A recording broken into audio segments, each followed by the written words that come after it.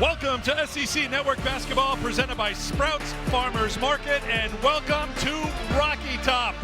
Packed house again here at Thompson Bowling Arena for this showdown, a key showdown in the SEC race and in the national picture between Ole Miss and Tennessee. And it is great to have you with us alongside Christy Thomas-Scuddy. I am Eric Freed. I like to keep things simple, so today is Tennessee, the #1 scoring offense in the SEC, versus Ole Miss, the #1 scoring defense in the SEC. I have a feeling you're going to tell me it's a little bit more involved and complicated than that. Well, every coach wants to make it more complicated. But to your point, a lot of similarities in both these ball clubs. Long, athletic, and want to get after you defensively. Ole Miss wants to do it more in the half court. Must create points off those turnovers. Tennessee, it's more of a cumulative effect. Want to wear you down over 4 quarters. And the key for Tennessee this season is turning teams over and attacking the offensive glass, averaging 15 offensive rebounds in SEC play, forcing almost 20 opponents' turnovers in SEC play. Why is that important? Almost 54% of their points are coming in those two areas in SEC play. Will be huge for them again today. And for Ole Miss, they continue to dictate and disrupt on defense. They want to turn you over to create easy scoring opportunities. They're forcing 19 turnovers in SEC play, and they've been great on the offensive glass, creating 13-second chance opportunities. Huge for both these teams is the possession battle throughout this game. We'll be tracking that throughout the game, and just to set the table here, here's what these teams have done when you take a look at those extra possessions in conference play. These two teams, as I said, are so evenly matched that in the end, it'll come down to who's able to create extra scoring opportunities here this afternoon. And then you have the intangibles, like Ole Miss playing here on the road at Food City Center, where a loud crowd was filling in the seats early, as they have this season, averaging better than 10,000 a game this year here in Knoxville. 18 wins for Tennessee, 17 for Ole Miss. We're ready to start to get the Sunday going in the SEC.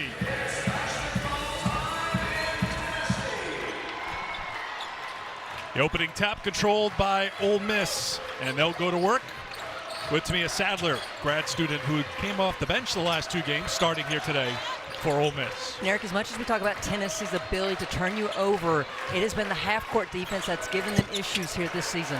Ole Miss tries the 3, can't get it. Talasia Cooper with the rebound. She's their leading scorer. Jewel Spear has been hot from outside the 3-point line. Changed to the starting 5, with Jillian Hollingshed getting the 2nd start this season and the 10th of her career. First points are scored by Ruby Whitehorn, averaging 13 points a game, good for 2nd on the team.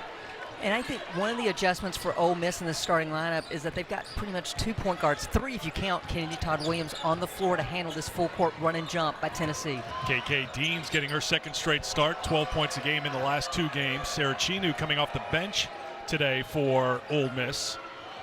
Sadler, I said, back in the starting lineup. Star Jacobs, certainly one to watch on the inside. Excellent on the glass, and perhaps that's why Hollingshed is out there early. Tipped out by Spencer. Here's Tennessee on the run. Spencer knows she needs some reinforcements. Finds it with Spear. The trail 3, too strong. Offensive rebound for Tennessee. And the putback. First, second chance points go to the Lady Vols.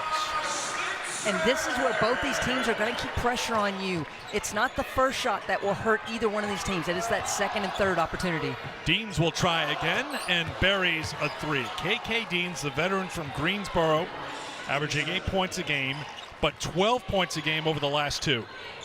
And Eric, a key for Ole Miss defense is they got to contain the dribble penetration, not allow the Lady Vols to get 2 feet in the paint, because that's where they finish at the rim or kick out for those open 3s. Hollingshed had a chance for another offensive rebound, couldn't hold on to it. Here's Sadler. And already, one thing I'm noticing from Ole Miss is they're not looking to score quick. They're looking to work this shot clock, limit Tennessee's offensive possessions. Deans gets a good look for 3, in and out. And the rebound for Cooper. Cooper guarded by Madison Scott. This should be a great matchup here today when those two are going head-to-head. Two of the better players in the SEC. Well, and more specifically, one of the best defensive players in Madison Scott and one of the best offensive players in the SEC in Talasia Cooper. Spencer bats it to Cooper. Spear calling for it. Spear shut off by Deans, and a foul is called on KK Deans. So we're inside of 8 minutes to go. Usually we see the first substitutions for Tennessee before this time, but we had uninterrupted play. But we did see an offensive rebound by the point guard nonetheless. Tamara Spencer staying with that shot, getting the second chance opportunity. And then it's the dribble penetration kick out for Ole Miss that allows KK Dean to get that good look. First substitutions are Tess Darby and Alyssa Latham. So interestingly for Tennessee, Z Spearman, who's played very well, not starting, not one of the first off the bench. We talked to Kim Caldwell before the game, didn't get any heads up if there was a change in what she wanted to do with the personnel. But one thing we have learned about Kim Caldwell in her first year, everyone's going to play a lot. Goes to that bench, has utilized that bench, averaging, they're 8th in the country in bench points, and you've got to believe against an Ole Miss team that's trying to develop more of a bench, that could come in big today. Spencer with the 2.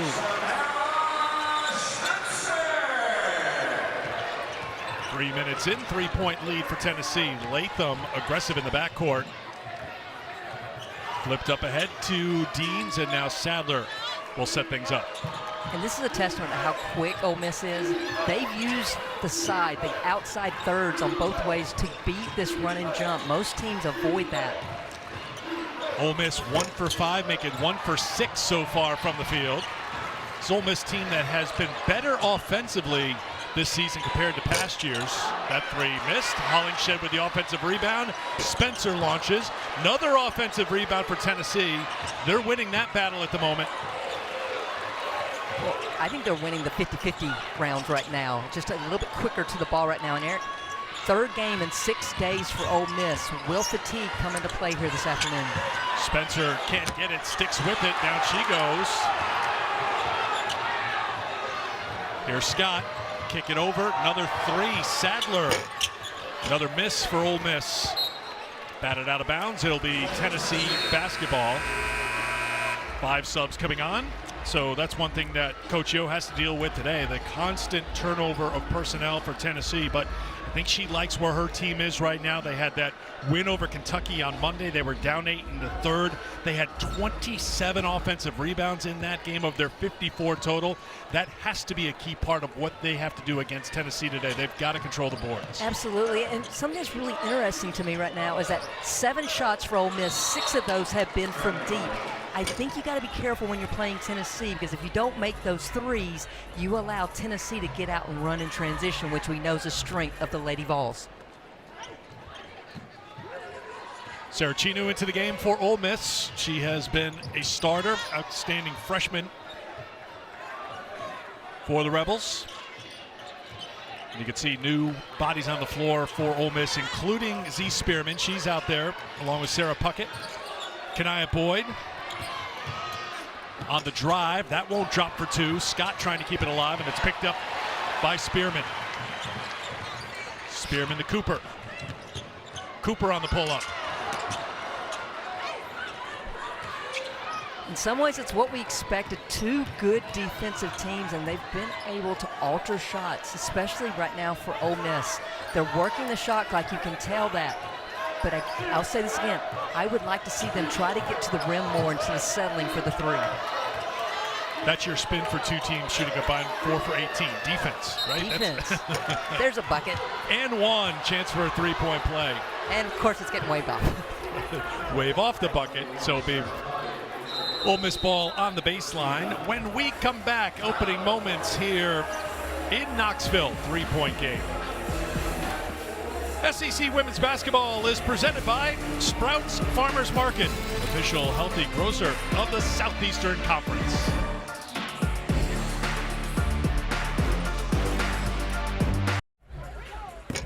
Welcome back to the 62nd meeting all time between Ole Miss and Tennessee. Ole Miss won last year in Oxford to end the 8-game losing streak in the series by 5. Well, we talked about it at the very top, how important this is. National picture we'll get to. We've got the top 16 reveal coming up, in about 20 minutes or so. But in the SEC, Christy, take me through how impactful this matchup is today on the standings. Well, to put it simply for Tennessee, if they win out, they've got a decent chance of getting to that double bye, getting a top four seed in the SEC tournament. For Ole Miss, you see they're a half game behind Kentucky right now. And lots been said about what Kentucky still has remaining in their schedule. So Ole Miss wins today. They've got a good chance to sneak into that top four seed. And I would be remiss if I didn't say don't count out Alabama as well, because they're right there and they have the head-to-head with Ole Miss. Alabama playing tomorrow at home against Texas A&M. Foul was on Puckett heading into that media timeout. So far, Ole Miss a -7 in rebounding margin against Tennessee. And right now, I think Tennessee's just faster at getting to some of those long rebounds, getting to some of the loose balls. Kennedy Todd Williams looking for Jacobs on the post up. They've got to get Star Jacobs the ball with Smart Spencer on her down low. Scott goes for the jumper and knocks it down. Madison Scott averaging just under 13 points a game, at 10 points and 11 boards to go with 5 assists in the Thursday win over Arkansas. But for Madison Scott, it's not even about points. She can dictate a ball game by so many different statistical categories outside of just scoring points. Hollingshed defended by Scott, who knocked it out of her hands. 8 on the shot clock.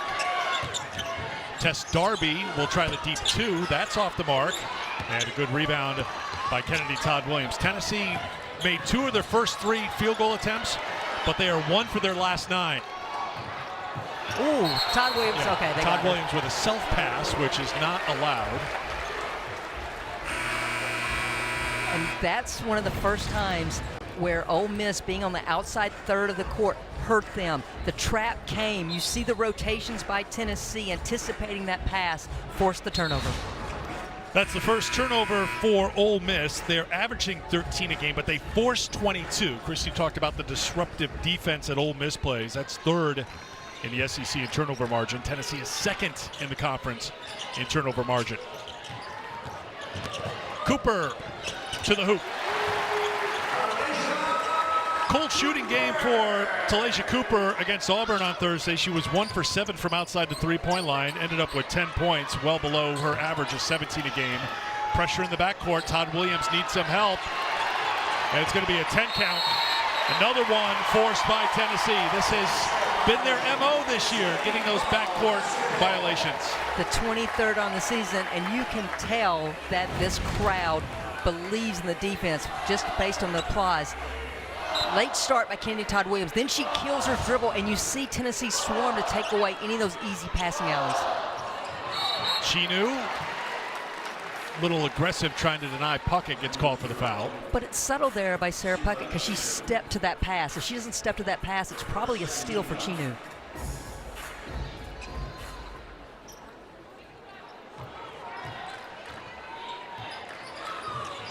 So much high on ball screening by Jules Spear up top just to allow her to get a step advantage on her defender. Ole Miss locked in defensively. Cooper tries a deep 3, no, but another offensive rebound for Tennessee. It's Spearman. And Star Jacobs was there, she just didn't make contact with Spearman. Spear behind the back, running into one of the better defenders in the SEC. Scott, 4 on the shot clock. Sadler got a hand in there. Fade away to beat the clock off the mark, but then followed up for the basket for Tennessee. Spearman.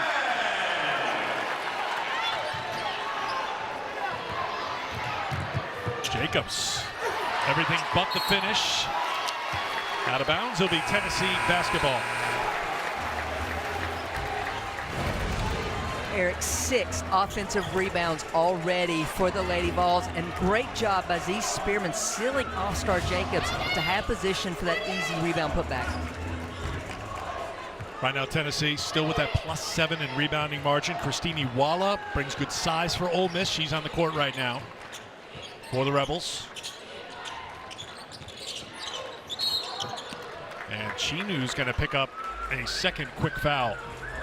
Sarah Chinu's had some great moments this season for Ole Miss. She's second on the team in scoring, just under 12 points a game. 2-time SEC Freshman of the Week, but now with 2 fouls. Ole Miss needs to get a sub in, and they do so. They'll bring in Mariah Noel. And Eric, I think it's very much in line with one another. Chinu's recent struggles, she's been getting into early foul trouble in recent games. Spencer to Whitehorn. Whitehorn in traffic, in trouble. There's Hollingshed. And it's going to be a traveling violation and a turnover on Tennessee, their second. If I'm Kim Caldwell, though, I love the effort of my ball club right now. Shots going up, and Tennessee's just quicker, and they are pursuing every ball around the rim. That time, unfortunately, for Hollingshed, got the turnover. But as you mentioned before, nothing coming easy for either of these two teams. Scott on the pull-up, can't get it, and then Spencer fumbled the rebound and lost it out of bounds. Ole Miss basketball. And this is where if you're Ole Miss, you're struggling to score in your half-court offense. Get an easy look here on the baseline out-of-bounds offense. What was the phrase Kim Caldwell used today? She expected bully ball? Bully ball.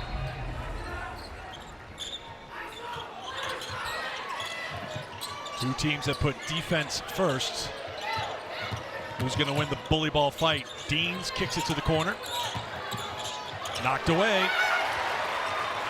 Turnover forced by Tennessee. Hollingshed's got the mismatch down low.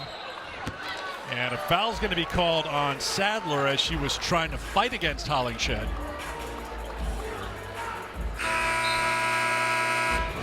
A lot of talk about Tennessee's depth this season. Ole Miss's depth is going to be key here today as well. Absolutely, and because Tennessee runs so fast in transition, they will force mismatches, and that time able to draw the foul.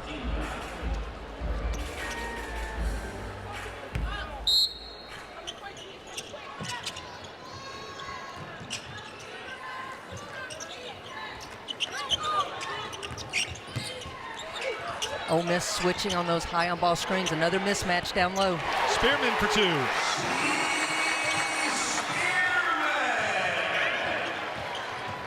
Ole Miss with the pushback the other way. Tough one for Jacobs to control. She did well. Almost got an assist out of it, but another miss for Ole Miss. Now 2 for 12 from the field. Well, and Tennessee's speeding Ole Miss up. That's the third layup that they've missed already in this first quarter.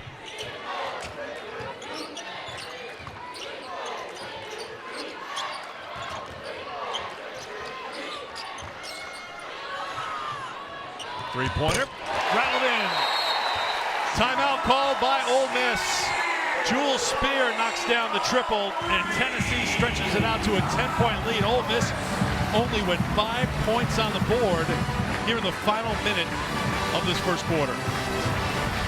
Well, if you follow Jules Spear's career, you knew it was just a matter of time before she got a three to go down. 50% SEC play on the season, and you cannot go under any dribble handoff or any on-ball screen if you're defending Jules Spear, because she'll make you pay.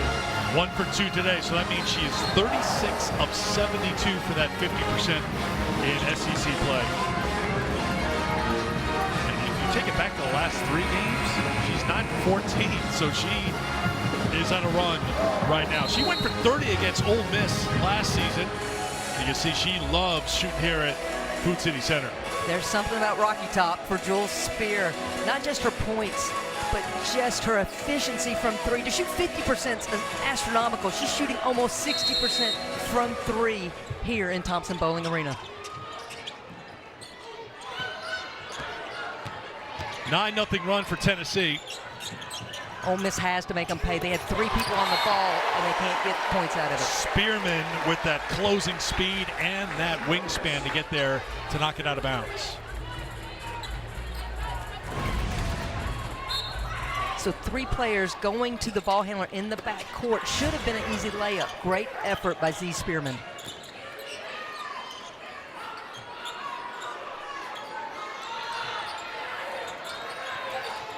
Ole Miss just has no flow to the half-court offense right now. I'm not sure if waiting and trying to run the shot clock down is helping them right now.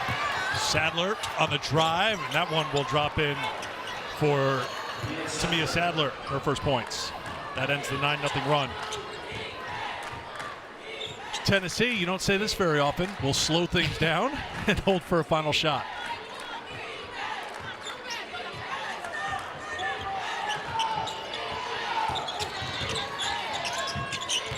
Here's Spearman.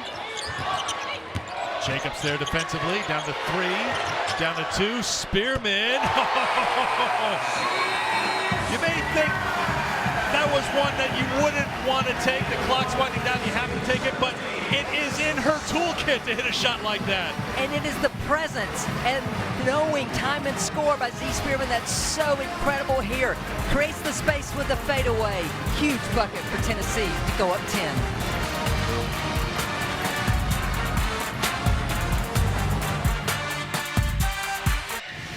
Strong first quarter defensively, and it started on the glass for Tennessee. Absolutely 7 O-boards already in the first quarter, and it's just been a quicker first step, whether it's getting to the long rebounds or just quickness off the bounce that's created scoring opportunities for Tennessee.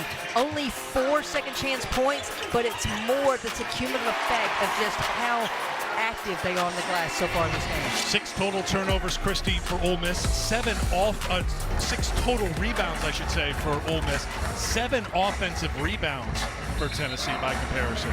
So we talked about the possessions game. So far for Tennessee, +7 in the possessions game. Points off turnovers, +6 for Tennessee. Second chance points, +4 for Tennessee. And every box is checked bench points, 6-0 Tennessee. You mentioned it as that first quarter went on, because Ole Miss maybe is trying to limit the possessions, trying to slow the game down. You feel that's taking them out of their rhythm, what they're trying to do offensively. Ole Miss is a team that wants to pounce on you when you make a mistake. It's usually off the turnovers. Well, likewise, you've got to make Tennessee pay for pressing.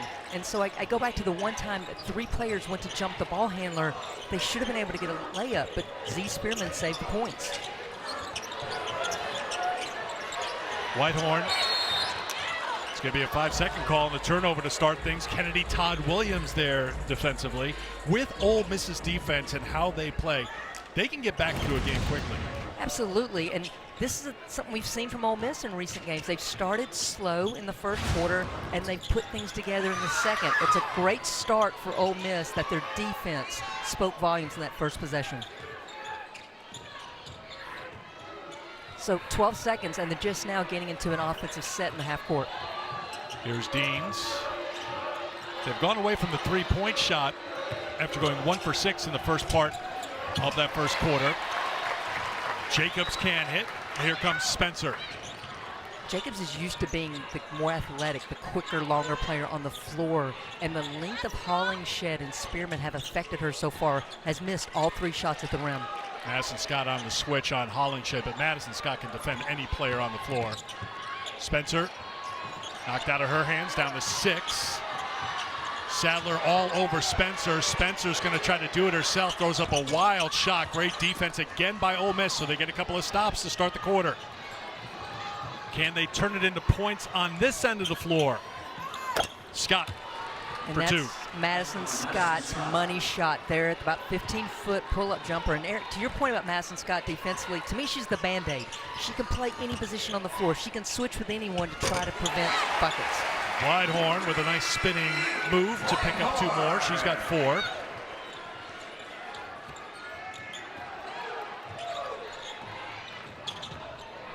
Deans, the Band-Aid set a screen for Deans, and Deans is able to throw it up inside, but Jacobs unable to get it, showing her frustration, missing out on the and one opportunity, but she'll go to the free throw line and shoot a couple.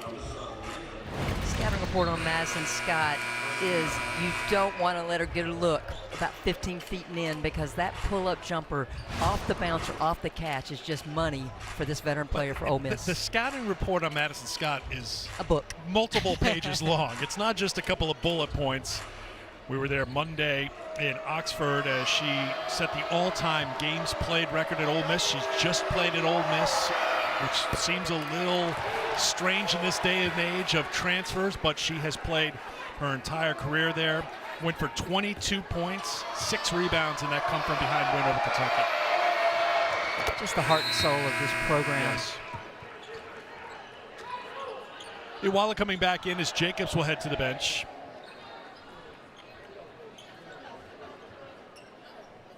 Now some pressure in the backcourt from Ole Miss. Fatou Jallo, freshman from Portugal, playing in her 13th game this season. Ole Miss used quite a few players in their Thursday game against Arkansas, maybe with an eye on what was to come here today with the intensity level and how Tennessee loves to run. Well, I go back to what Coach Yost said to us before the Kentucky game, in that she needed to do a better job of getting her starters minutes of rest in game. She felt like so many close losses, especially in SEC play, her team just got tired and made mental miscues, and I thought it really came to fruition in that Kentucky game. Yeah, they were down 8 in the third quarter of that Kentucky game, but took over in the third and fourth quarter to pick up the win. How about this drive by the freshman trying to get on the board? Iwala on the offensive glass. That won't drop down. Iwala sticks with it, but throws it to Cooper.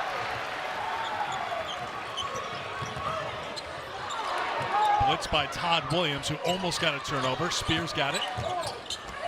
Spear on the turnaround.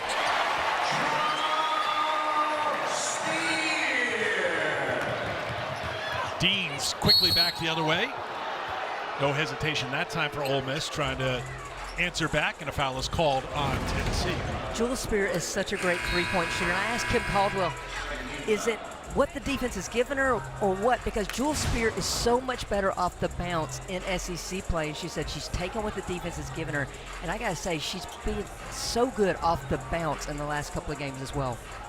Went for 17 points against Auburn last time out. Knocked down 5 threes. That was a 99-61 win for Tennessee. Their SEC high in scoring this season. Just 40 points shy of their overall season high of 139.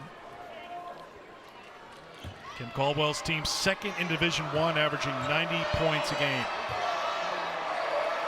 Fouls on Boyd, her first. Dean's outstanding at the free throw line, 90%. Takes care of business there. And substitutions, and here comes some more pressure. The old adage, press a pressing team because they don't like it.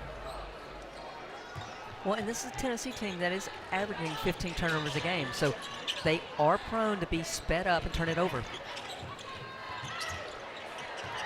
Puckett puts it on the floor. Can't get it, and Madison Scott's got the rebound. And they want to run off the miss with Todd Williams. Todd Williams, good facilitator. She can score, and finally the contact, and it will drop in a chance for a three-point play. I love that Ole Miss attacked off the bounce there, and it is Kennedy Todd Williams that if Ole Miss is going to have a chance today, this veteran guard needs to get going offensively, use the body control, use the strength to power it up through that contact. 58th game at Ole Miss, 147th game of her career. Of course, started at North Carolina, so a veteran player. In her second year in the SEC. Sorry, I was going to say, if you're Ole Miss, you got to feel good. You're down 6, and you have no points off turnovers and no second chance points yet in this game. Tennessee's having a little trouble with the pressure, and right now it's 4 on 5. Look at Ole Miss swarming things, and a traveling violation. Kim Caldwell says, I was trying to get a timeout. It was not granted, and it's a turnover forced by Ole Miss. So they have turned the tide here in this second quarter, and Whitehorn limps to the bench. And Whitehorn's continuing down into the tunnel. She was the one that got tangled up in the backcourt, and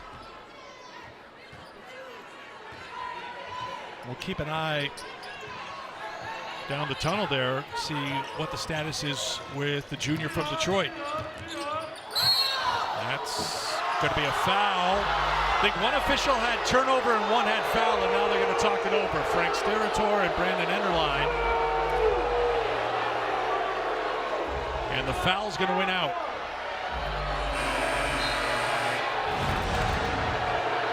Well, credit Ole Miss now. They're trying to do more off the bounce and getting downhill, and I just didn't see a lot of contact there. Puckett bumped into her, you don't think? I mean, she bumped into her. I just didn't see a lot there. Second foul on Puckett. She goes to the bench. Jacobs couldn't hold on to it. Turnover number 4 for Ole Miss, but Tennessee has turned it over 6 times so far in this game. That's helped Ole Miss pull within 6. Yeah, I'm looking for Ole Miss to set better screens in the half court. Yes, Tennessee's beating them to some of the spots, but they're running to spots versus setting solid screens in their half court execution.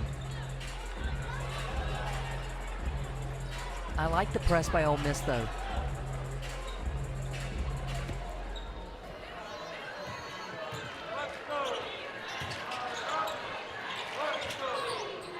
Spearman.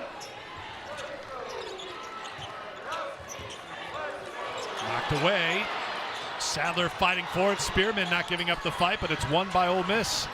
Some of those 50-50 battles in the first quarter, edge Tennessee, but second quarter feels like edge Ole Miss. This is so much like the Oklahoma game for Ole Miss. Offensive foul. Started so slow in that first quarter, got dominated, and then the second quarter was all theirs. Unfortunate there if you're an Ole Miss fan. Charge on Kennedy Todd Williams. And that's just easy call. Great rotation by Samara Spencer to get there and draw that offensive foul on Kennedy Todd Williams. But even off the turnover, dead ball, so Ole Miss has a chance to put the pressure on. Here's Boyd. Boyd has made it a habit, and it's turning into her signature of scoring on tough takes to the basket. She does it there for her first points, and now a turnover. There's a level of explosiveness with Boyd that it is like a sucker punch when she comes in this game off the bench. Boyd's going to try from outside. Can't get it. Scott with the rebound. Inside of 5.5 to play in the first half. And Ole Miss playing a little more pace now. Whether it's the run and jump off a make or a miss by Tennessee, they're looking to attack that pressure.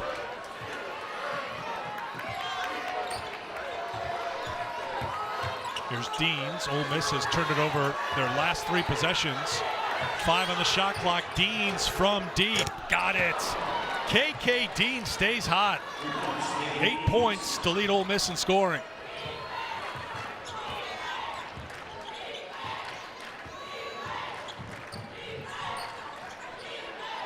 Spear can't answer. Scott's got the rebound. That's 5 rebounds for Madison Scott. Todd Williams running the floor. Dean's a little hesitation. Another one missed at the rim. Jacobs fighting in there. Jacobs continues to fight, and Todd Williams comes away for Ole Miss.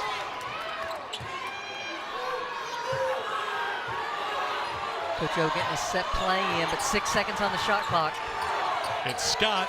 This is an area where she can score. Not this time. And the rebound for Tennessee. Spencer. Players are jogging right now. Are they getting fatigued? Cooper on the drive. Ole Miss took a timeout in the final minute of the first quarter. We're in the media timeout window. I'm sure Coach Yo was thinking about one there, but she's going to let her team play through it. Deans lost it. Cooper at half court teaming up with Spencer, and Deans is like, where's the foul? I got knocked down. It'll be Tennessee ball when we come back. Well, there's Fast, and then there's Kanaya Boyd. Just faces up and then blows by the defender. Great touch off the glass, but KK Deans responds. Late shot clock, deep range. Boyd already with 8 points. Awesome.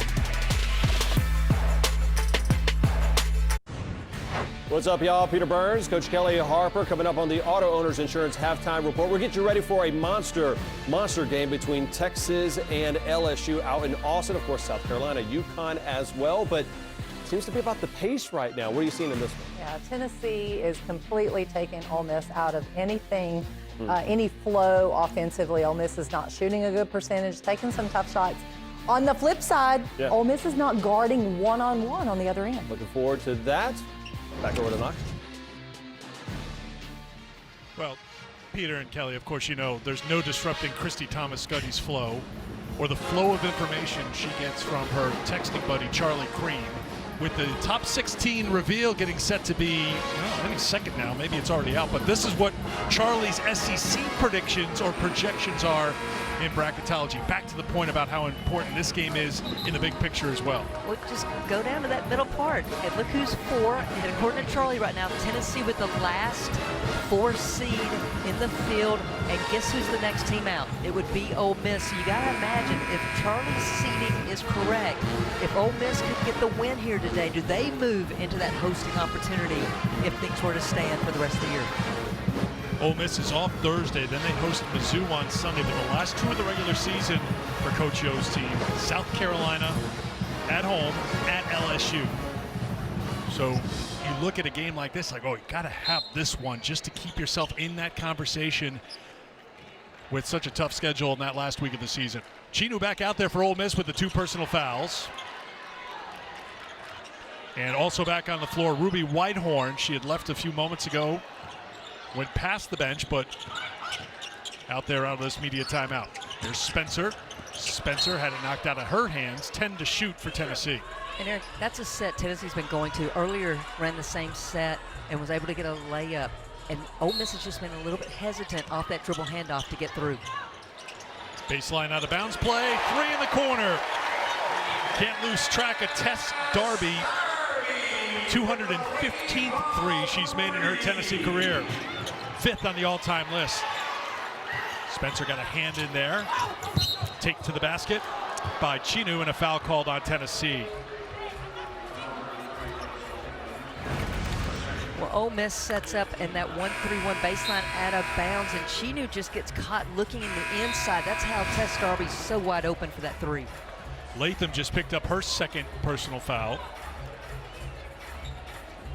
And Sira Chinu will go to the free throw line.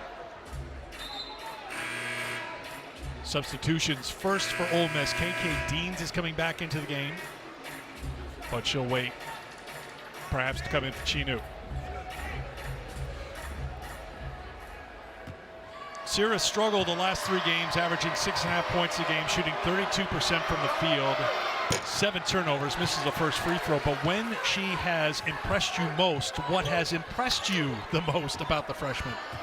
She didn't look like a freshman in the first part of SEC play, and it was her defense. She was disrupted.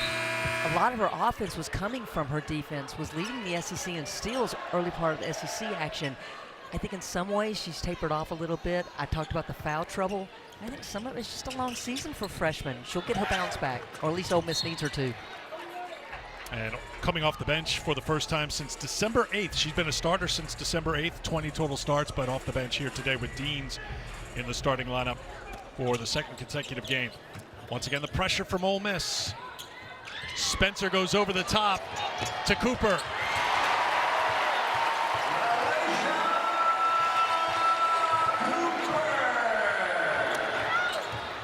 Oftentimes it's best to try and not go through the press, but just go over the press. I don't know if Tennessee is looking for a quarterback, but Samara Spencer might be throwing her name in the ring. There's no ball pressure, so she's able to face up and just baseball pass right to Cooper. And what I love is that Cooper slowed up just enough to catch, and then she could just spin for that finish at the rim. Eric, something to watch for Ole Miss. Last couple of trips, Sadler's got caught on the sideline trying to go behind her back. That's a jump opportunity for Tennessee. We saw KK Deans with the turnover because she's deep sideline, easy to trap. Todd Williams on the cut to the basket. Scott with the assist. Back to a 9-point game. There's Boyd, and she'll earn a trip to the free throw line.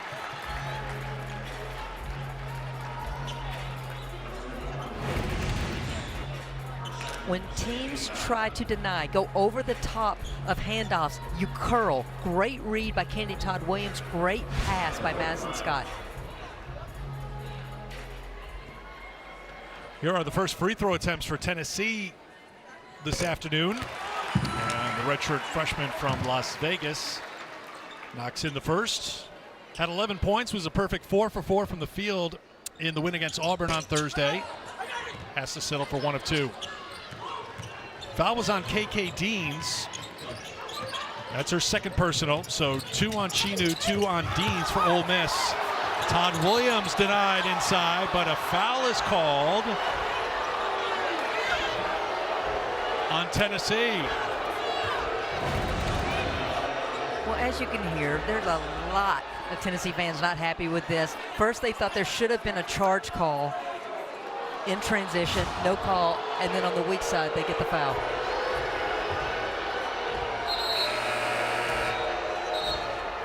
Jacobs back on for Ole Miss. The foul on Cooper, her first. 6 fouls called on Tennessee this quarter, 2 on Ole Miss. I have a feeling the fans here at Food City Center are aware of that differential. It's just a guess, though. Correct me if I'm Fan wrong. base.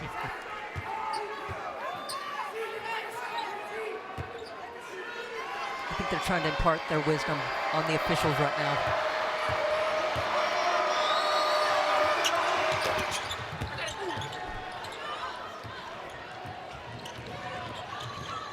Eight-point game. Boyd, he's left-handed but can't get it to drop, and Jacobs controls the rebound.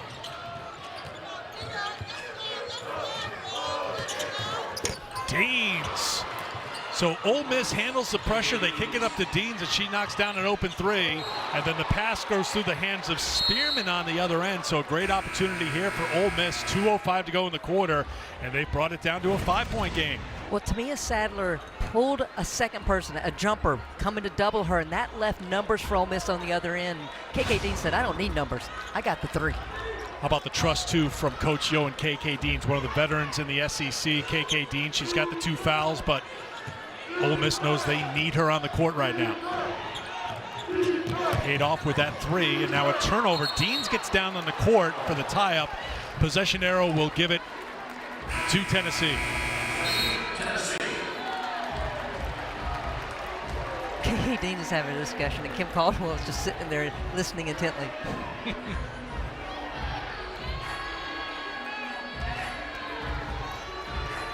I appreciate the officials listening to the players. Yeah. We had last done a Tennessee game together, non-conference in Memphis. Yes. So when we saw Kim today, we say, how you doing? Anything changed since we saw you in December? You know, not much. Well, no, she said Became a mom. She said a little, and I said, like, a person little? You mean little Connor? Little cute Connor. Inside of 2 minutes to go here in quarter 2. Here's Whitehorn. So many down screens by Tennessee, and Ole Miss is trying to chase over the top. Cooper nowhere to go against Scott. No surprise there. Looking for Whitehorn on the cut. Another turnover for the Lady Vols. That's number 9 for Tennessee here in the first half. Todd Williams to Deans. Another transition 3. This one won't drop. And Hollingshed has the rebound. Whitehorn too strong to the basket. And the rebound for Jalot, who's back on the floor.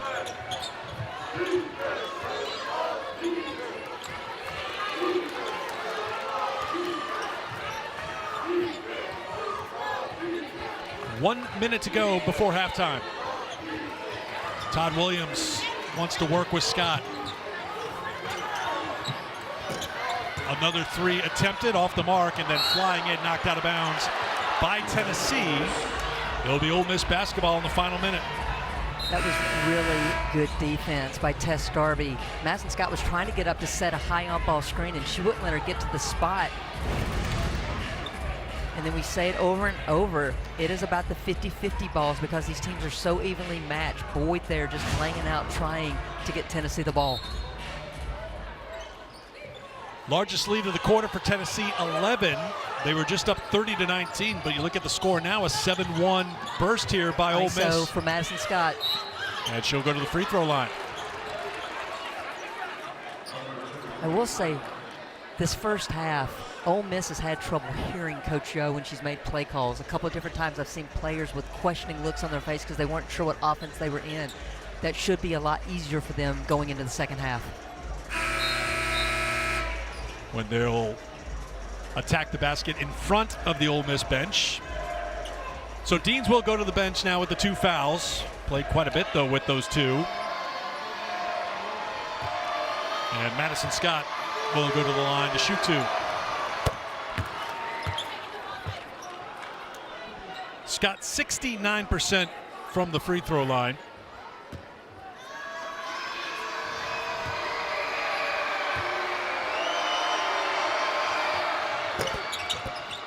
And I waited to throw in this little nugget, Christy. She's 15 of her last 16 from the free throw line over 6 games. Ole Miss fans appreciate you waiting there. I'm sure Madison appreciates it. I don't know if she's superstitious, but everybody else seems to be. 7-0 run now for Ole Miss. 10 seconds between shot clock and game clock. And Ole Miss has fouls to give if they wanted to. Spear will launch a deep three and hit it. Second three of the half for Jules Spear. Time here for Ole Miss. It's in the hands of the freshman Jallo. 5 seconds, 4 seconds. Knocked out of bounds, last touch by Spencer with 1.5 to go. Spencer looking for a foul call. Kim Caldwell is out, stepping onto the court. Now takes a look down to see where her feet are.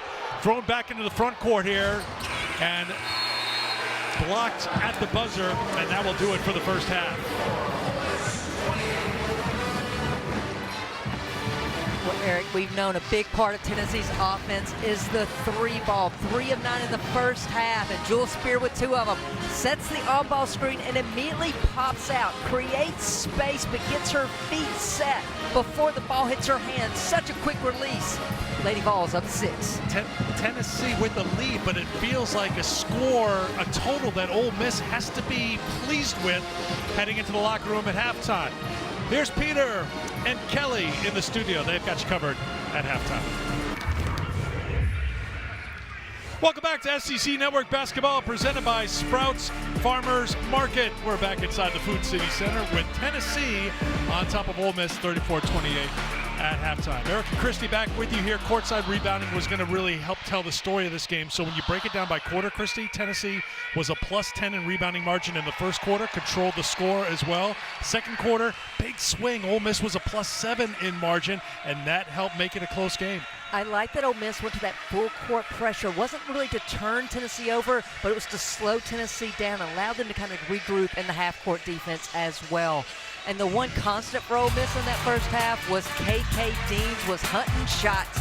3 made threes in that first half. First time off the kick. Second time, deep shot because the shot clock was winding down. This was one of my favorites. This is when I knew she was feeling it. Added transition, feet set, and knocked it down. And then Samara Spencer's just been doing a lot of little things for the Lady Vols today, leading them in rebounds with 6. Had the one offensive rebound put back, interception in transition, taking a big charge, and had a touchdown pass as well. You're bringing up a lot of football references. Is this the first Sunday without football in forever? Are you having a little withdrawal? Do you miss it already? Hey, this has been a little physical at times, like a football game. And I know there's another one right there. You can't help it. You can see some of the numbers that we've been tracking and watching as Ole Miss gets the first possession of the third quarter. Madison Scott can't hit. Cooper with the rebound. Dean's leading the way with 11 points, leading all scores. 8 points for Jules Spear for Tennessee. Here is Spencer. Wide open look to the basket for 2. Miscommunication by Ole Miss, and Tennessee made them pay. Spencer gambles on the steal. Can Ole Miss make Tennessee pay? Yes. KK Deans again. 14 for Deans. No one's back on Spear. Another layup for Tennessee as Spear puts it in. She's in double figures now at 10. Deans had some help from Spearman, so KK had to kick it back out. Nice closeout by Spencer there.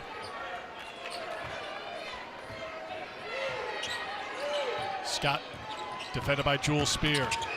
Scott to the basket, won't drop. Followed up by Star Jacobs. First field goal for Jacobs. 53% of her rebounds are on the offensive glass this season. That's where she does a lot of damage. Turnaround won't drop, and here's Scott. And if you're a Lady Vol fan, you've got to be anticipating, what does Cooper do this second half? Her recent games, she's been slow starting in the first half, almost doubling her scoring in the second half in the last 3 games. Todd Williams, defended by Spencer. Tiptoes on the baseline. Deans launches.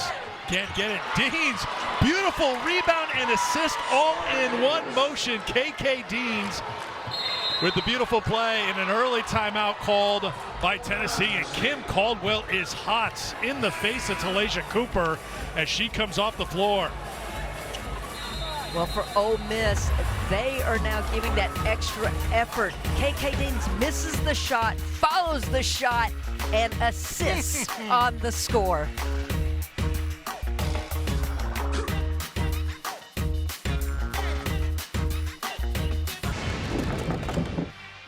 and it's about effort. We talked about these two teams are so evenly matched. Well, KK Deans wants this game. Missed shot, follows her shot, stays with the shot, and this is one of the more impressive rebounds to assists that I have seen this early part of the season. And this is when the timeout was called. Kim Caldwell, this is the tail end of it. The head coach for Tennessee went out to half court to meet Cooper there. You saw that on the closeout, the effort thing, and that's when it kind of calmed down a little bit. But the timeout seemed to be tailored not just for the team, but for one specific player to receive a message. Well, it looked to be that Cooper, after she closed out, was looking and leaking out for offense. And this is a head coach in Kim Caldwell that believes in rebounding, that believes in defense. So she wants her player to stay in the play. And yes, I agree with you, Eric. I think that timeout was specifically to address that with Cooper. Here's Whitehorn, fouled by Jacobs.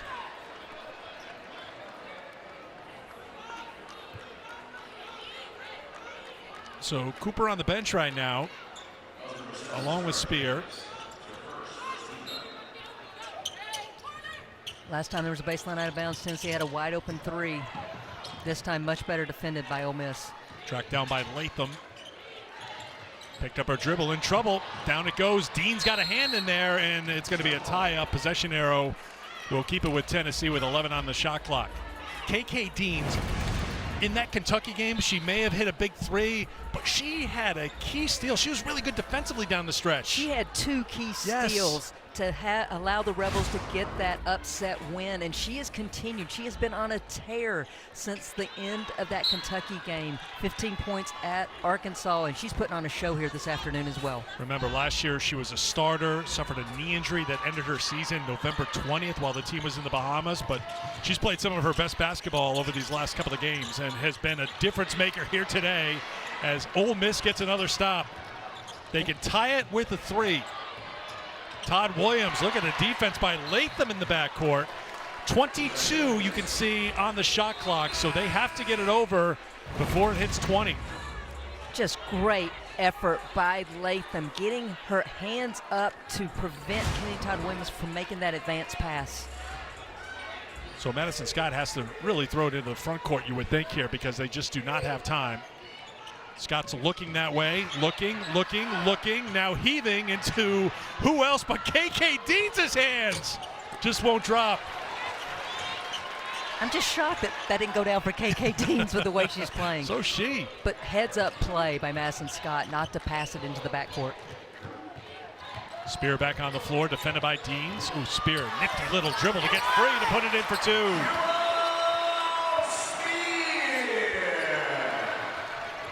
Cooper back on the floor as well for Tennessee.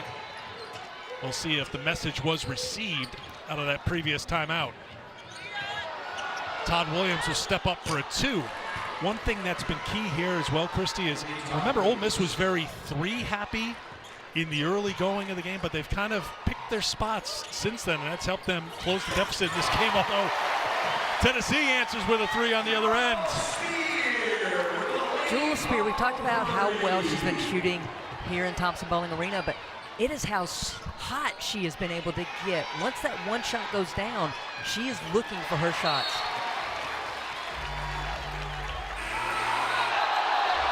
Officials going to talk it over. Should be Tennessee basketball, and it is. The initial call was Ole Miss basketball. So they corrected it, and it'll be Lady Vols ball on the side. Eric, there's an old adage. Teamwork makes the dream work, and so the first official was blocked, couldn't see it. Officials got together to get the call right. There's also 5 players there to help the officials. And a lot of people clad in Summit blue and orange as well. Whitehorn. Sadler comes to help out. Look at the Ole Miss swarming defense, but Spencer's open for 3. Latham hangs in the air. Great save for Tennessee, and a second chance here for the Lady Vols. Darby defended by Chinu. Pass to Latham, knocked away, and here comes Ole Miss. Second time in this quarter that Tennessee's had the mismatch down low and not able to get it into their big. Nothing coming easy for either of these two teams. I said, Kim Caldwell called it bully ball. My fear was that the defense would control this game, and here in the third, that's what we're seeing. And how it's officiated is going to be very important here in the second half. Lathan gets called for the foul. That's going to be her third personal. We've seen this a couple times from Ole Miss, just curling off of that handoff.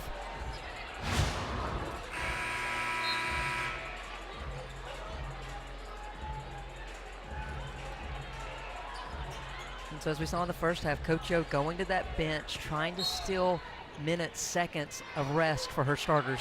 Noel comes in and she turns it over. Cooper's got it, has Spearman on her left, and Cooper looking for help from the trailer. Spear will head to the free throw line. Foul on Jacobs, her second.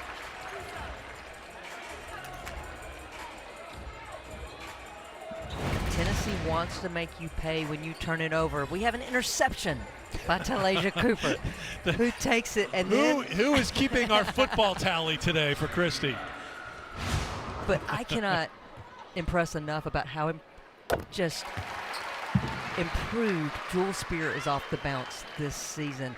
She's shifty. Her change of pace has been so good, and just her change of direction while keeping the ball tight on the moves has really helped her offensive production.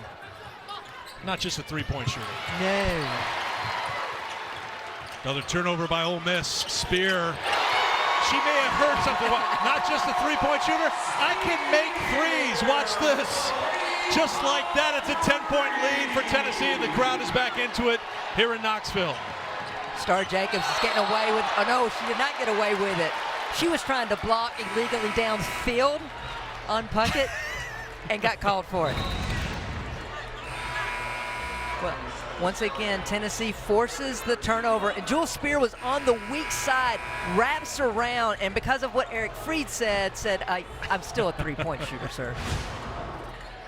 It's hard to find anybody hotter from outside the three-point line than Jewel Spear. 4 for 6 today. That means in SEC play, she is 39 of 76, above 50%. And we all know how tough SEC play has been, but she's been locked in. Swing it over to Spearman. Spearman puts it in for 2. 9-0 run for Tennessee.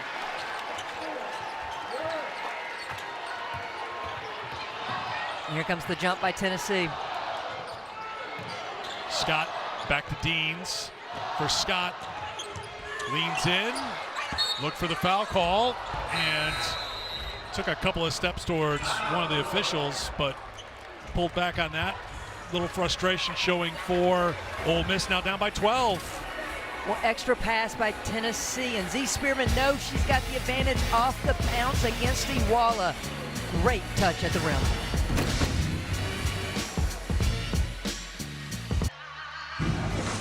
Welcome back to Rocky Top. Well, the third quarter has been the Jewel Spear show. She's knocked down 11 points to Ole Miss's 9 in totality. Spear 4 of 6 from deep in this game. She's not just heating up, she is on fire right now for Tennessee.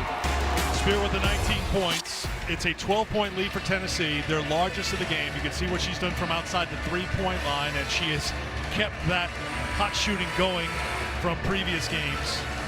Came in averaging better than 12.5 points a game.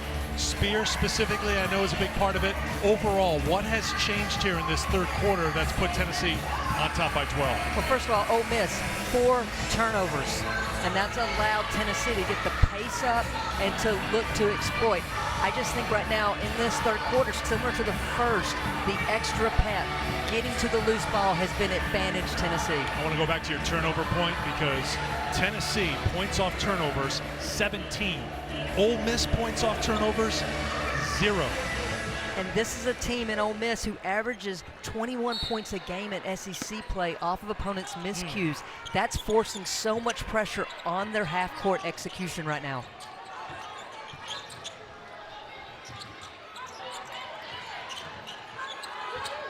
Todd Williams out of the timeout. Whitehorn all over her, and a little too tight, and a foul is called on Ruby. Eric, before we went to one of the last breaks, you saw Spearman drive right by Iwala. I feel like for Ole Miss, when Iwala's in the game, because she's not as agile around the perimeter, they've got to get her the ball in that left block and let her go to work. Right now, Iwala trying to set a screen out top. Let's see if she goes down low and sets up against Hollingshed. Deans, defended by Darby. Sadler looking for Iwala. Looked like they had her for a moment. 2 on the shot clock. Sadler, and a foul is called on Whitehorn. That's third on Whitehorn. And Eric, you nailed it. Sadler missed Iwala down on the block. So very fortunate for the Rebels that she was able to get this foul called. Tamia Sadler to the free throw line. Coming off a season high 17 points in 19 minutes off the bench against Arkansas last time out.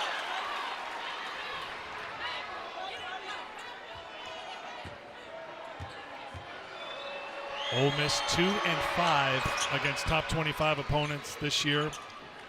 Lost to USC and UConn and Alabama, Texas and Oklahoma. Had a win at Vanderbilt, their first ranked win since beating Stanford in the NCAA tournament in 2023. Followed that up with a win over Kentucky. 31st top 10 victory in program history. Taking on number 15 Tennessee today on the road. Tie up, possession arrow will give it to Ole Miss. That was great half-court defense by Ole Miss. Started with Sadler getting over the top of that on-ball screen, and then Iwala getting her hand on the entry pass. Well, we saw in the second quarter, Ole Miss can use that defense to turn the tide. Again, we've referenced the Kentucky game. Kentucky, one of the best offensive teams in the SEC, and Ole Miss's defense turned the tide in the third and fourth quarter in that game. Ole Miss looks for the, let me know if I get this right, fly pattern for the touchdown, but it was broken up by the free safety. There you go. I think this is one of the comments that Coach Caldwell said to us earlier today. We're going to turn it over. We've got to stay in plays. I thought that last possession by Tennessee, Jewel Spear was beat but stayed in it to get that deflection. Foul's called on Scott, battling for the rebound. That's her first. Fourth team foul on Ole Miss, 3 on Tennessee, as we approach 3.5 to go in the third quarter. I feel like the last 3 minutes for Ole Miss were really important. One, we mentioned this will be their third game in 6 days. How much are they going to have left in the tank? And then as well, we know Tennessee's point differential has been the most in the fourth quarter this season. Defender went down. Spencer took advantage. 8 points now for Spencer.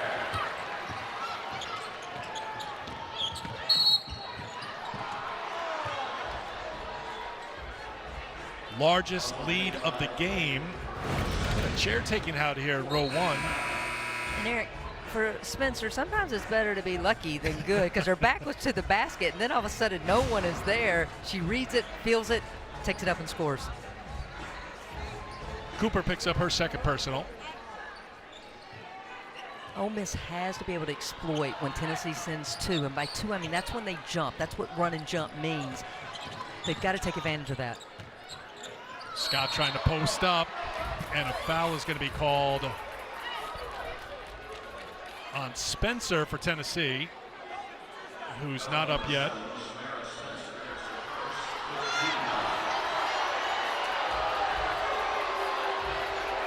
I think they're going to go to the monitor here.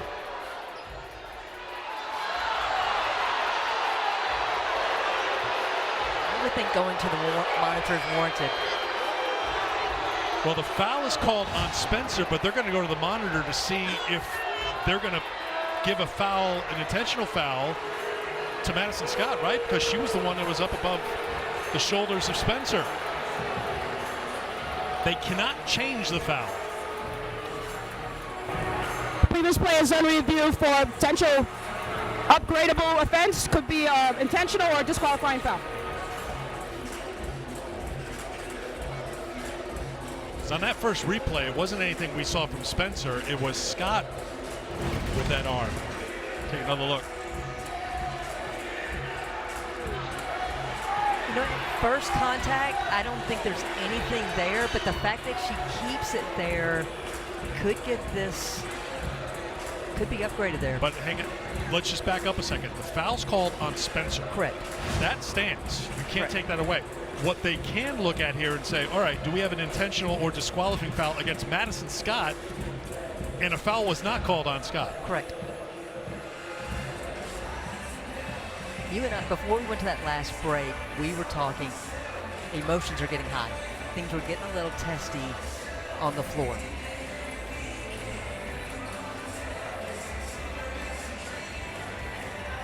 Officials continue to look at the monitor. The foul on Spencer is her first. The question is, will Scott also pick up a foul? That's what they're trying to determine right now, and they're going to get 6 eyes on it instead of just 4 as the officials continue to review.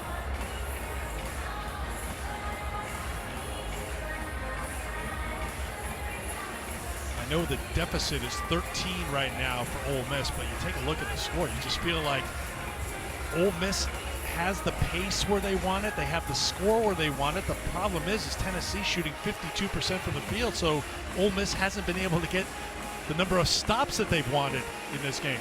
And not just the stops, they haven't been able to take advantage of any of Tennessee's turnovers. I have not seen a game this year where Ole Miss has not been able to capitalize on opponents' turnovers the way we're seeing here this afternoon.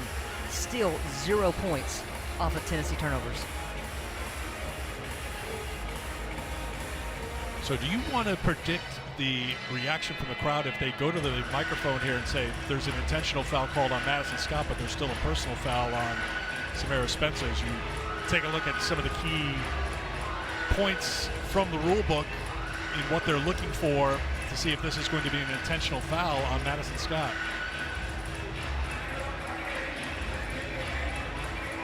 To me, we're looking at what the 5th bullet here, the excessive, harder, unnecessary contact. And the bottom one, the illegal contact as well. So all of this right now is just playing the game. It's the fact that at the end of it, she kept it there. And I think Spencer sells this a little bit as well.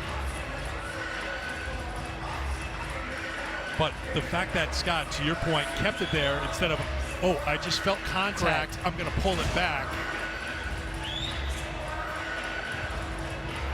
We still have the headset on over at the monitor. There's a long review that is wrapping up.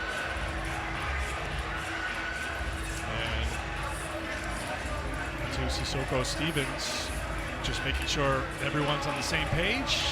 Go talk to the coaches, and she'll grab the mic. After review, the common foul stands. Ole Miss 24 will shoot her 2 fouls for the bonus. We'll continue to play with intentional foul. Charge on Ole Miss 24. We're going to get 2 shots to any player on Tennessee, and the ball will be resumed play at midcourt to Tennessee. So there you have it. Kind of how we expected to play out. You don't take away the foul on Spencer, but they do give an intentional foul to Scott. So Scott will go to the free throw line first to shoot 2. And then Tennessee will go shoot 2, and then Tennessee will have the ball. And it's a little delayed reaction. They don't have the officials' mic piped into the crowd here, as we see in some places, so they're trying to piece it all together. You've done a great job of making sure that the viewers at home are on top of everything, but it's the 12,000 plus in the building right now who are just coming to the realization that Madison Scott's at the free throw line.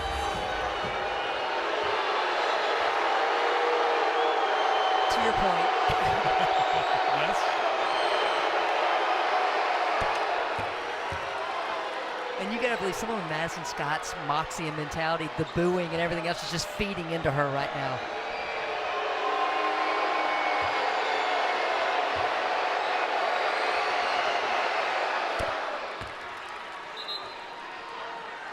And now, because of the intentional foul on Madison Scott, Jewel Spear will go and shoot 2 free throws for Tennessee. Spear 84% from the free throw line. I've seen Madison Scott shoot a lot of free throws during her career. I thought she was soaking the moment up a little bit on that trip to the line. I don't blame her. Well, it was after the first one where she could just kind of puff the chest out like, bring it. So Spear comes through with 2. She's got 21. 4th time she's gone for 20 or more this season. 35th time in her career, and it'll be Tennessee basketball back on top by 13, matching their largest lead of the game as we play here with just over 3 minutes to go in the third. Spencer needs help. Turned it over. Jacobs knocked it away for Ole Miss. So Ole Miss defending the sideline out of bounds a little bit differently there. So I got to believe that was an adjustment made during all that stoppage of play by Ole Miss. Scott, that's her spot. Not this time.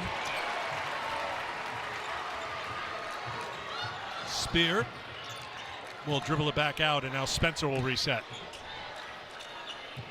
Spearman turns. Didn't miss by much. Rebound for Sadler. Sadler to the baskets. Followed up by Jacobs, no. And batted out of bounds by Tennessee. It'll be Ole Miss ball, 2:22 to go in the third. Star Jacobs continues to get on the glass, but just is having trouble finishing at the rim. Now 2 of 8 in this game, all at the rim. Rebound margin now a +1 in favor of Ole Miss. Remember, they were down 10 in margin after the first quarter.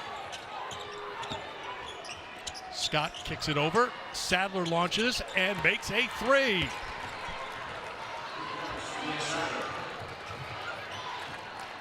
Mismatch down low if Tennessee wanted to take advantage of it. KK Dean's on Puckett. Todd Williams couldn't deny Cooper, who gets her first points of the second half. And Puckett a little too aggressive on the sideline.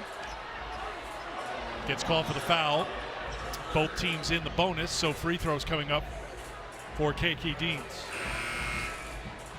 Well, you're told as a shooter when your teammate goes baseline dribble penetration to get deep corner. Sadler floats down, presents herself. Good look for Ole Miss. And then Cooper on the other end just has that beautiful turnaround jumper.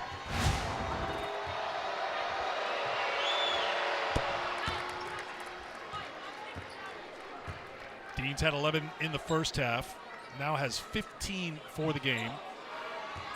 Big edge in free throws for Ole Miss, 13 of 16 from the line. Tennessee 4 of 6 from the line. And this is a team in Ole Miss that relies on getting to the free throw line. They are 31st in free throws made in the nation. Here's the pressure in the backcourt. Cooper in trouble and turned it over.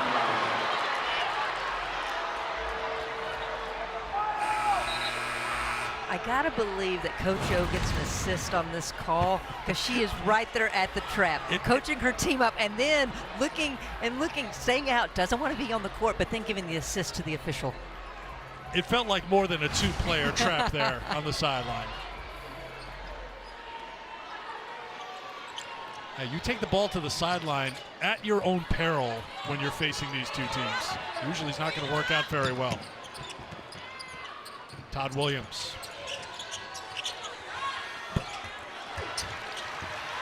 Talk about Tennessee shooting 52% from the field. Ole Miss is under 33% from the field. Knocked out of the hands of Cooper.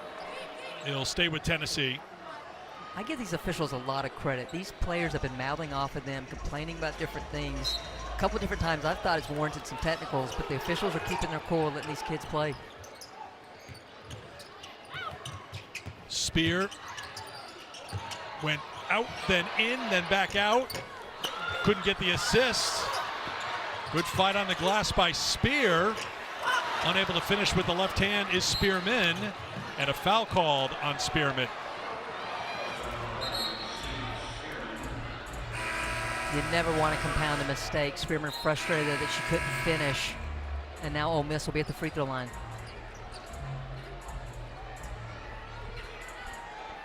Sadler will go to the line. 15 of 17 on the season entering today. 1 for 2 today. Foul on Spearman, her first.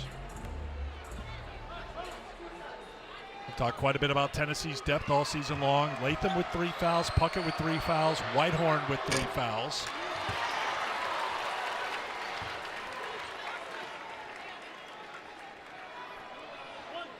Not on the bench very long for this Tennessee team in this system that Kim Caldwell has brought to Rocky Top. They have balance, they have depth. And so one player gets in foul trouble, it doesn't affect the system because she just brings another player off the bench. Here's Boyd. 1 minute to go in the third. So Iwala's out there, they go 5 out looking to take her off the bounce. Knocked away by Todd Williams, who takes off the other way, but the pass from Sadler, not even the wingspan of Madison Scott, is going to be able to pull that one in. Sadler getting a little too sped up there, and that's happened a couple of times in the half court because she's been able to make passes out to teammates, but they haven't delivered where the shooters have needed to take that shot. Face guarding Jewel Spear now was Kennedy Todd Williams. Cooper on the pull-up, can't get it. Ball comes back to her. Ducks inside, beautiful move around Chinu for 2. Cooper in the double figures now with 10. Shot clock is off. The pressure's not off, though. Todd Williams does get it across half court. Chinu. Scott. Nifty little turnaround by Iwala, who gets her first points. 9 seconds to go. Spencer across half court. Defended by Sadler. Back to Spear to 3 seconds. Down to 1 second. And a foul with 0.4 of a second on the clock will send Jewel Spear to the free throw line. Madison Scott frustrated with herself because she was trying not to allow Spear to get this shot off, but you'll see her come down with that arm. Easy call for the official.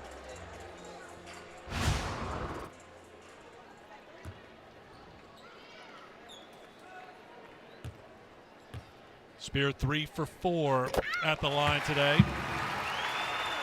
Her season high 28 came against Oklahoma, career high 40. Throughout her career, whether it's at Wake Forest or at Tennessee, she has gone on heaters. She had one last year, 77 points in a 3-game stretch. Feels like she's in one of those heaters right now for Tennessee, setting the pace.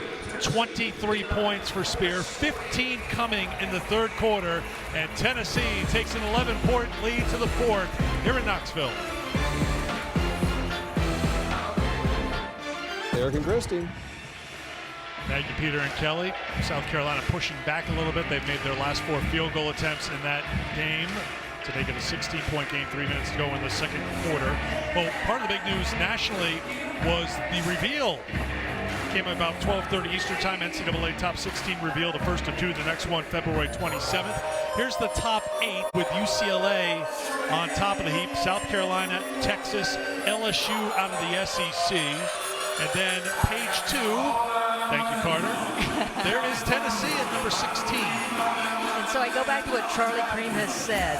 He had Tennessee at a 16. He had Ole Miss at a 17. It just goes back to how important this game is today to both these ball clubs. What's the most important thing for Ole Miss here in these first 4 or 5 minutes of this fourth quarter? Down by 11. Take care of the ball and box out. I started this game talking about those 2 areas for both these teams. It would be a possessions game, and Tennessee, even when they have struggled to finish on first shots, has been able to extend plays by getting on the offensive glass. Tennessee was 9 of 15 from the field in that third quarter, 60%, so they're at 50% for the game. Ole Miss has struggled, 33% for the Rebels as the fourth quarter is underway. Tennessee entered play tied for 8th in the SEC standings. Ole Miss in 5th place in the SEC standings. Iwala there defensively to impact that attempt by Spearman. Chinu needs help. I'll say this again, when Iwala's in the game, Ole Miss needs to exploit that. They need to get the ball to the left side of the floor and feed their post player on that left block. Right now, Boyds is defending Dean. Here's Jacobs to the baskets, taking it at Whitehorn. 7 points, 7 rebounds for Star Jacobs this afternoon.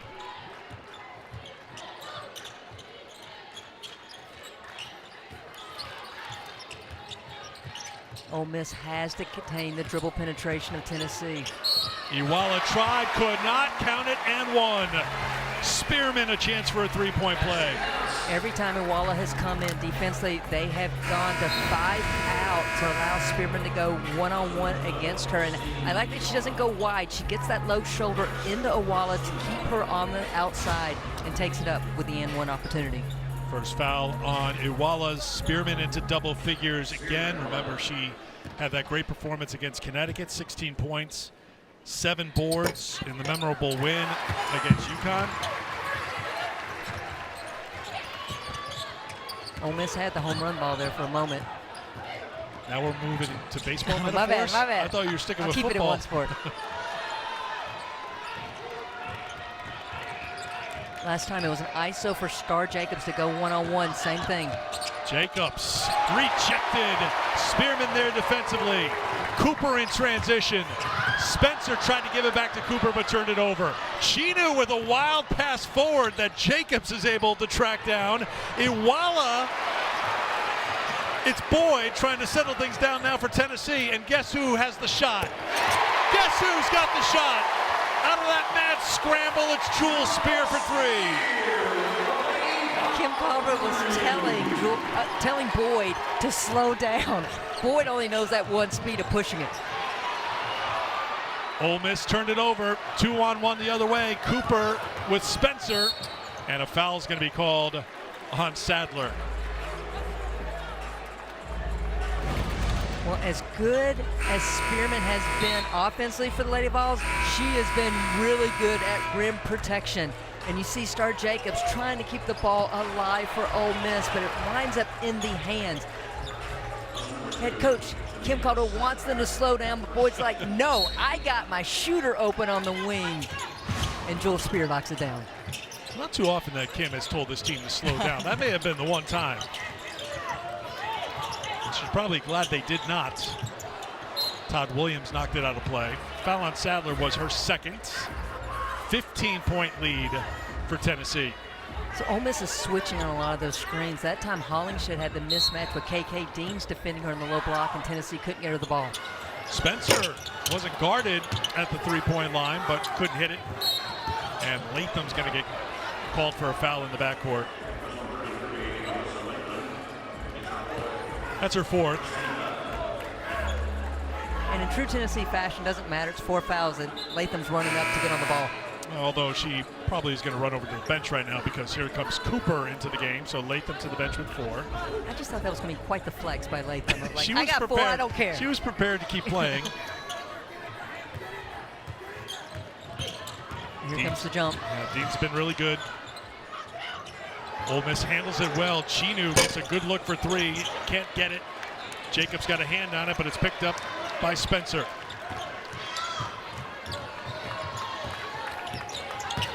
Spencer attacks the basket. Double figures now for Spencer with 10.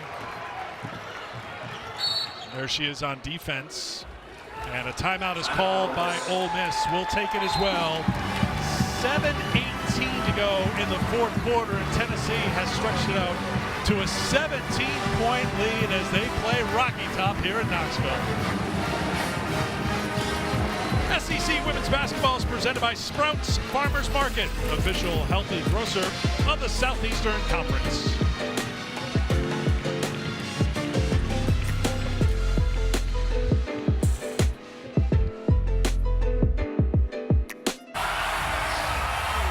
Back inside Food City Center, Tennessee, 15th ranked team in the country, on top of Ole Miss by 17. They've outscored the Rebels 8-2 here in the fourth quarter. They have made the most off these Ole Miss turnovers here today.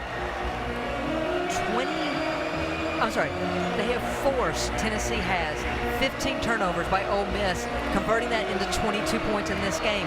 On the flip side, Ole Miss has forced 16 Tennessee miscues and converted that into 0 points off of those. Big point in Tennessee getting this win. will be to continue that, and with the win, Tennessee would improve to 6-6 in the SEC. And you saw in the top 25 reveal, they are the 16th team, so they would host in the first and second rounds here in the Food City Center. And they've got 12,402 here today, and don't think that home crowd isn't a big advantage for Tennessee. The Ole Miss timeout. Scotts and Spearman have to be separated. Jacobs steps in to say something. Kim Caldwell comes off the Tennessee bench to retrieve her players. It was all in front of Coach Yo in that Ole Miss bench. I think this is something that you referenced a little earlier, that the officials, they've set the line. Maybe there's some toes on the line, but don't lean over that line here with 7:11 to go in the fourth quarter. One thing I'll say, when you are fatigued, mentally, you do not have a lot in the tank. The previous play is on review. A common foul was called on 24 from Ole Miss.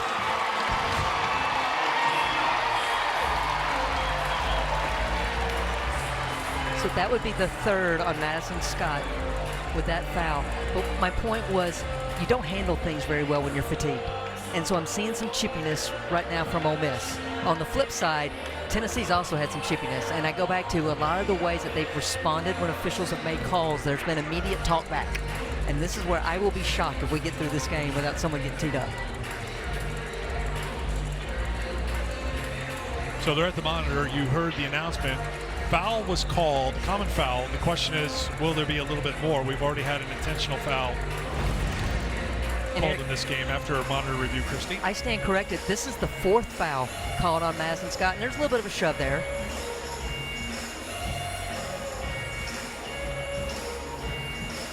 So there's the shove.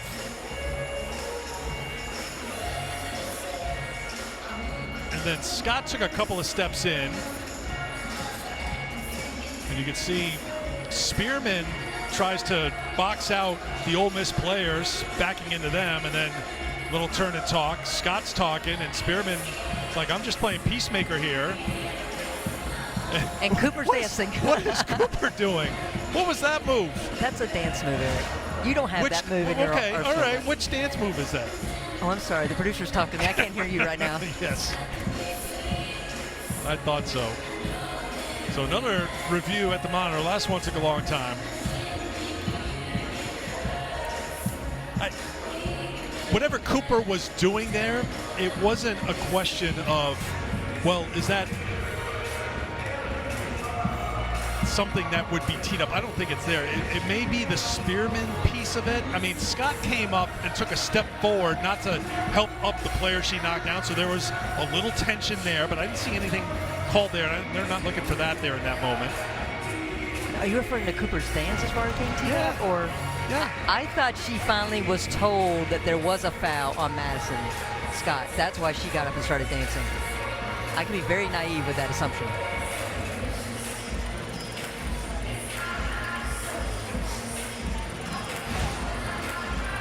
I do appreciate that Cooper just stayed on the floor to watch everything going on above her. Front row seat.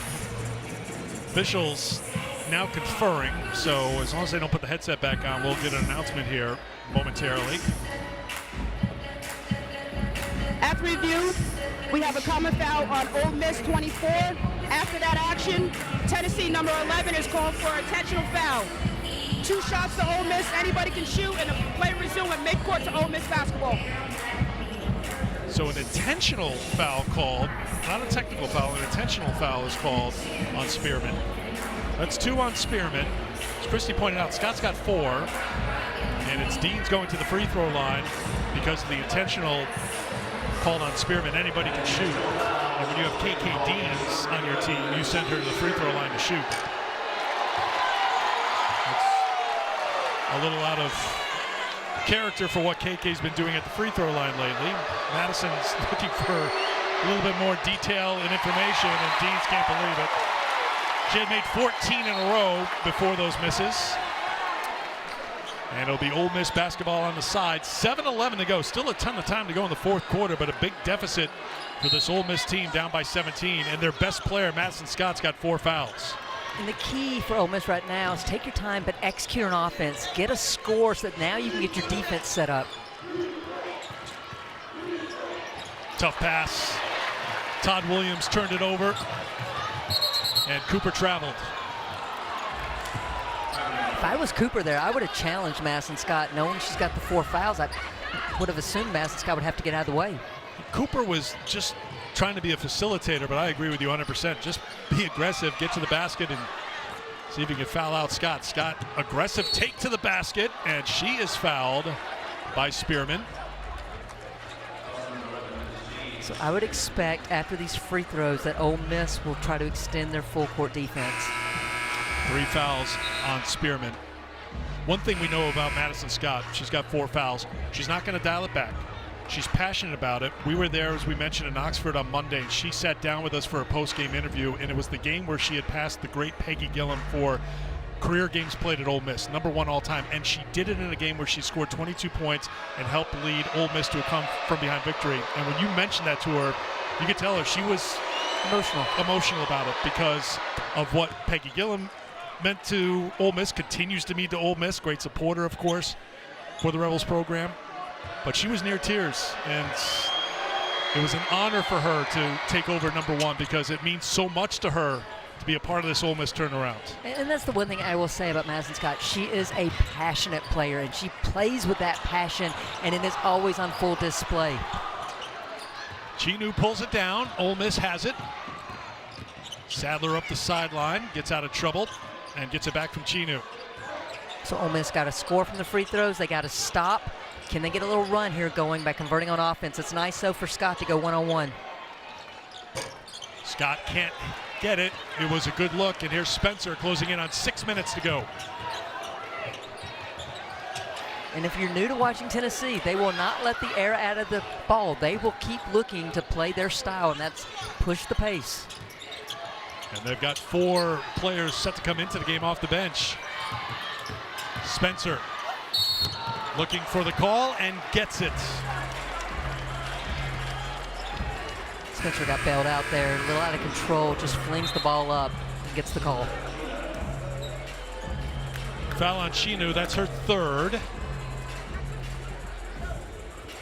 So Hollingshed and Spear and Darby and Whitehorn all out to the bench. Spencer at the free throw line. And she will not be there long because she does not dribble. She takes that ball and she shoots it, so she's not thinking. I'd like to clip that off and send it to about 90% of the players in the NBA. I respect it. I like it. Here's Sadler. 5:45 to go here in the 4th. It has been a bit of bully ball here today. That's the phrase that Kim Caldwell used before the game. And right now, Tennessee is winning this rock fight. Sadler pushing back, though. Good, strong take for 2. 9 for Sadler. Tennessee jumped out to a 17-7 lead after 1 quarter. Mississippi outscored the Lady Vols in the 2nd quarter to make it a 6-point game at halftime. Tennessee methodically pulling away here in the 2nd half, but Ole Miss fighting back. Deans couldn't get it to go. A tie-up. Possession arrow will keep it with Ole Miss. Well, on one end, you have Cooper posting up a smaller guard. Can't get it to go. And then on the other end, you have Deans just pushing tempo, understanding they need quick scores, but can't get the shot to fall. Scott to trigger the inbound for Ole Miss. Back-to-back victories for Ole Miss. They've won 4 of their last 5. Corner 3 is good. KK Deans knocks it down. And a whistle stopping play.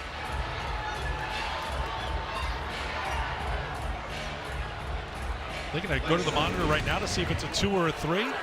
Chrissy's going to get an explanation here. And that's exactly what's happening. They're checking to see if this is a 2 or a 3. It looks to me that her feet are behind the line. On their view to see if it's a 2 to 3 pointer. On the corner floor is a 2-pointer.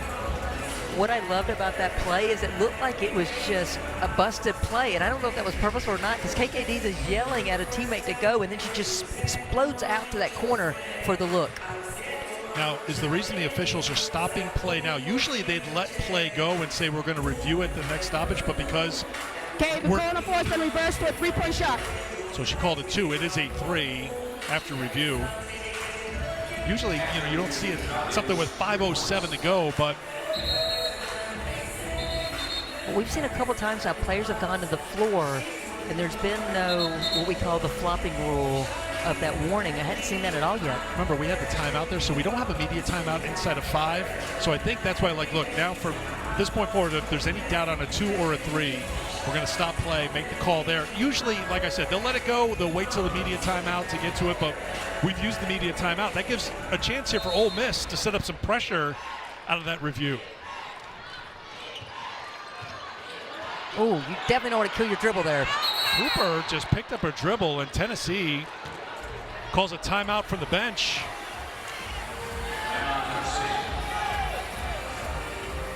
Cooper showing some frustration as she heads towards the huddle. And you got frustration on the Ole Miss side because the staff's coming out telling them to get in the huddle, but Cooper's just kind of surprised that the trap gets on her that quickly, and Kim Caldwell calls timeout from the weak side of the floor.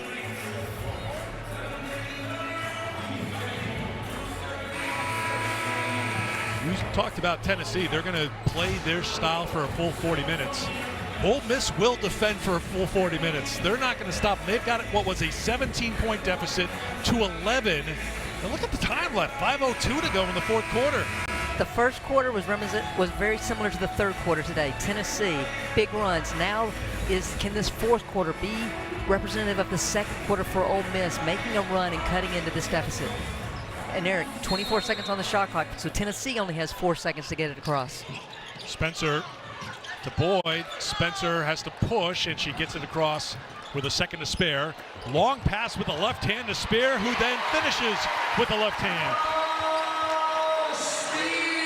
Great court vision by Samara Spencer. Even better hands by Spear to catch and finish. Jewel Spear matches her season high with 28 points. Ole Miss gets the basket right back with Star Jacobs. Jacobs with 9. 8 coming in the second half.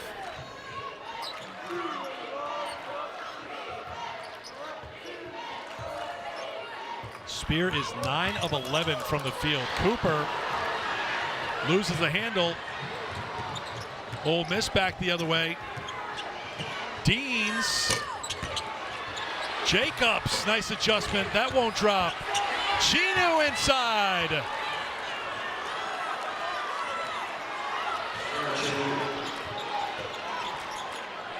Tennessee having trouble with the pressure, and a blocking foul is going to be called on KK Deans. That'll be her third.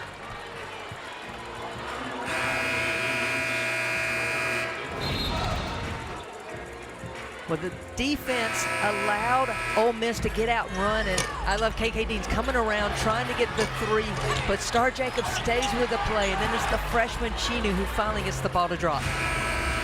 We've seen all this pressing. We've seen every possession contested, and now Ole Miss is going to take a timeout. I was just about to ask you about, I see a lot of players breathing heavy out here. We knew it was going to be an intense game with what's at stake. Remember, these two teams fighting for one of those top 16 spots in the NCAA tournament. We saw the reveal earlier today. Tennessee is in that final 16 spot according to the NCAA. Ole Miss is the team just outside according to Charlie Cream. It's been a high-intensity game. Nerves have been a little frayed. Yes. So I think that's a wise timeout by Ole Miss. Just buy a moment or two when you can, because they look tired out here, even though Tennessee's been going to the bench a ton as well. I love that in that moment. Jewel Spear grabbed Talasia Cooper and just was one-on-one talking to her, trying to calm her down. We've seen some frustrations from Cooper in the last couple of minutes, and that's what a leader does. That's what Jewel Spear is for this ball club. And it's not just about scoring, it's putting your teammates in the best position possible, and that's what the veteran Lady Vol has done, especially during that timeout, and she's still talking to Cooper. Hollingshed came over, Spear back for Cooper. Talasia may be just at the point, like, can I just shoot my free throws in peace right now? She's got a couple here after the foul on Deans. And Eric, one thing, though, about that timeout, because I agree with Coach Owen calling it, her team was fatigued, but that leaves them with just the one timeout.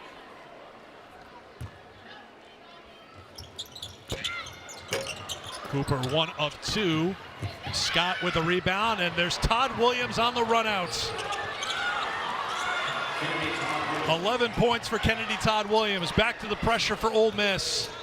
Cooper kicks it back out to Spear, who will wisely settle things down for Tennessee. 3:38 to go, clock running, fourth quarter, 8-point game.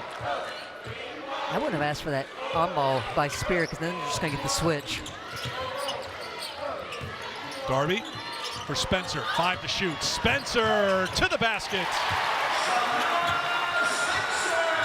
So Eric, once again, Tennessee goes to the 5-out offense, and that means the post player for Ole Miss is at the three-point line. That's why Spencer's able to turn the corner and get all the way to the rim. Three-pointer for Ole Miss. Brings it down to a 7-point game. Sadler buries the 3. Cooper's in trouble again against the Ole Miss pressure. Ball on the floor, taken away by Ole Miss. Todd Williams. Good decision to pull it out. Finds Scott. Chinu, open 3, stepped out of bounds in front of the Ole Miss bench. Tennessee basketball. Unfortunate for Ole Miss, however, it will stop the clock. It will allow them to set up their full court defense. And I mean, something to watch. There's at least 7 players on the court right now breathing very, very hard. Kim Caldwell was able to get 3 subs in, so that's why 3 are not. This is something Tennessee is used to, playing at this high level, this intensity level for the full 40 minutes. Boyd makes the pass. Beautiful feed by Boyd to Spear, to Whitehorn rather, for the 2.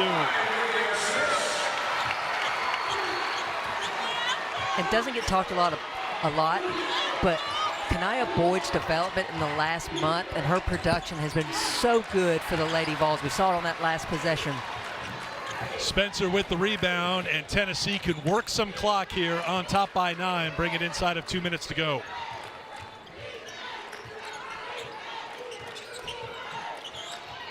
If you're looking for Oklahoma and Mizzou, they've started over on SECN Plus. We'll get you there after this game is done in Knoxville. Rolling to the basket for the 2. Tennessee 4 for their last 4 here in the 4th. Inside of 2 minutes to go. Ole Miss doesn't have to rush, but they need to get points here. Todd Williams comes up short, follows her miss. That won't drop, batted out to Sadler. Problem is right now, Dean's their best three-point shooters on the bench. Sadler can't get the runner. Spearman rips down the rebound. Into the hands of Spear. And that's where you want it, because at this point, if I'm Ole Miss, I look to foul. Obviously, Madison Scott can't. Well, Spencer's just going to keep Scott with her. Those 4 fouls, Scott cannot get out to foul. And Tennessee will bring it down to about a minute to play as Spencer holding, flipping it up, won't drop. Todd Williams with the rebound, a minute to go. Again, KK Deans at the scores table trying to get into the game, but she can't right now. Ole Miss into the front court with just 1 timeout left. Do you take the timeout to get your best three-point shooter on the floor? I mean, at this point, you've waited 14 seconds on the shot clock. You got to go. Sadler, blocking foul, count it. A chance for a three-point play.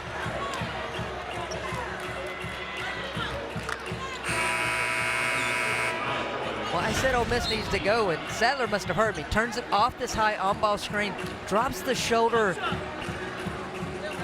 I don't know that there was a block there. I don't know that there was a charge there. All Ole Miss knows is they have a chance here to add a point with the clock stopped. They get Deans back into the game. They save their timeout to advance if they are in that position, although we're running out of time here in the 4th. Sadler cannot finish the three-point play. And last touch by Tennessee, so it's going to be Ole Miss basketball. Huge break for Ole Miss. Now, I would look for a 3 here off the baseline out of bounds, just trying to get a quick score. Got to look for Deans. They find her wide open for 3. Game's not over yet. KK Deans for 3. And Tennessee not calling timeout to advance the ball. Spencer weaves through traffic. Boyd to the basket. I guess that's why Tennessee didn't call timeout to advance the ball. Chinu. Deans for Scott's. 25 seconds to go. Scott can't get it, and a foul's going to be called on Jacobs. And Tennessee will head down and shoot free throws. Well, I was watching Kim Caldwell to see if she would call timeout to advance, and she didn't because she knows her team better than I do. Spencer pushing tempo, finding Boyd for the easy 2.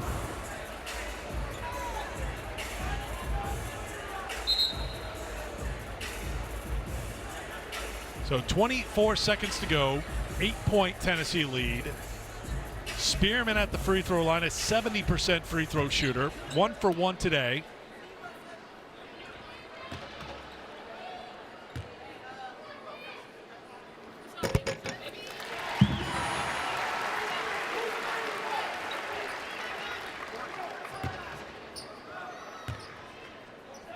See if Ole Miss takes a timeout here.